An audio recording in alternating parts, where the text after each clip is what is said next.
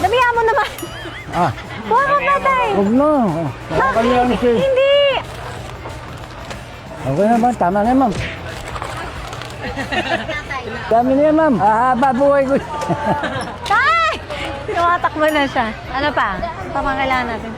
Sumakit yung ulo ni tatay. Hindi, wala kaming rep eh. Baka masira lang. Hindi naman nire-rep yan eh. Suma ba rep? Hindi na, mahal sa kuryente. Pag hindi siya tong cart, kuha pa tayo ng cart. Tay, bakit isa-isa? Masarap to, chocolate. Siya lang. Ayaw mo kumuha, pues. Ako ang kukuha. Peso, kuha ka ng 5. 10. Siyang kabal lang. Gawin mo ng 3. Huwag niyo na sabihin sa kanya. Lagyan niyo na sa counter. No, Tay, bakit? Bakit? Nahiya po ako sa inyo. Ha? Nahiya po ako. Okay lang yan. Ngayon lang yan. Tsaka reward yan kasi blessing yan ni Lord. Hindi po yan galing sa akin. Praise God. Amen. Galing yan sa taas.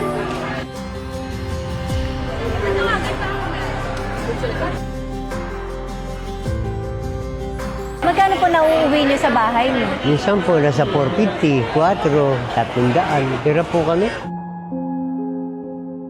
Dami pong driver na hindi nakakuha ng ayuda. Wala sa listahan. Ilang oras ka pumila tayo? Matagal. Mula alas 7 ng umaga hanggang alas 6. Ng gabi. Tapos wala ka nakuha. Nagkano binibigyan nilang ayuda pagka ganyan? 5K. Sakit lang ang damdamin ko. Kasi may nabalitaan pa ako tayo, may namatay sa Sino po? pagpila. Kasi sobrang init. As in, tirik ng araw, di ba? Nandun po kami nun. Tumba na lang yung mama. Wala pang kain. Pila na kami. Pang ano nga yun, para gumaan yung buhay niyo, di ba?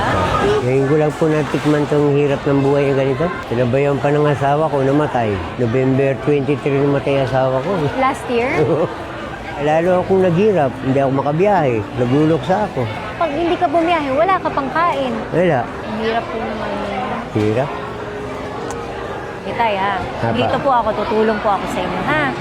Alam mo, sobrang nanggigigil ako ngayon. Sana yung mga tulong talaga na binibigay ng gobyerno natin. Kasi mahirap talaga ang buhay nila. Hindi ko na-experience yung buong buhay nila, pero sa mga kwento pa lang nila, grabe. Diba? And pera naman ng tao yun. Bakit hindi mo ibalik na maayos?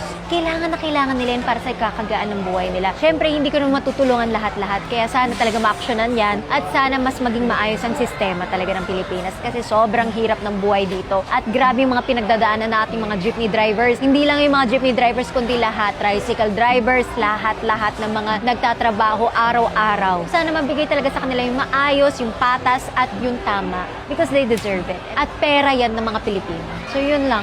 Naiinis ako. Pero masaya sa puso kasi syempre, nag-grocery ko sila. Mamaya bibigyan ko sila ng tagte 10,000. Pero yung bigat, next month, paano kami? Hindi na sila sure kung may kita pa ba next month, tataas pa ba ang gas. Ang hirap ng buhay. Let's all be kind.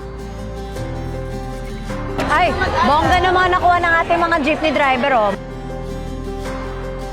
Meron pa akong regalo para sa inyo. Meron kayong tagte 10,000. 10,000, 10,000, 10,000. Wow, maraming salamat. Thank you mga sir. Tay, 30,000 yan. Sobra na yan. Buhay si mga ibana, mabuhay!